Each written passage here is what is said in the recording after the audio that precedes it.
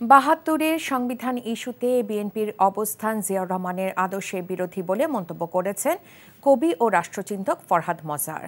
বিকেলে রংপুর জেলা শিল্পকলা একাডেমি মিলনায়তনে গণঅভ্যুত্থান, রাষ্ট্র গঠন ও আমাদের দায় শীর্ষক একক বক্তৃতা অনুষ্ঠানের মুখ্য আলোচক হিসেবে এসব কথা বলেন তিনি। বলেন, ৭১ নিয়ে আওয়ামী লীগ যে প্রোপাগান্ডা করেছিল, বিএনপি তার পক্ষ নিয়ে বলছে, ছাত্ররা ৭১কে অস্বীকার করছে। তিনি বলেন, ছাত্ররা বরং ৭১কে পুনরায় ধারণ করছে। ২৪-এর গৌরবকে হরণ করার জন্য ৭২-এর সংবিধান চাপিয়ে দেওয়া হচ্ছে বলেও জানান ফরহাদ মজার। বাংলাদেশের জনগণের যে গৌরব ৭১ সালের মুক্তিযুদ্ধে যার নেতৃত্বে ছিলেন জিয়াউর রহমান কি অন্যান্য সৈনিকেরা এবং আমাদের মুক্তিযোদ্ধারা, এই গৌরবকে হরণ করে নেবার জন্য ৭২-এর সংবিধান চাপিয়ে দেওয়া হয়েছে নাকি জিয়াউর রহমান বিরোধী। বান্ডেল থাকলে প্রতি সেনমানিতে টাকা বাঁচবে।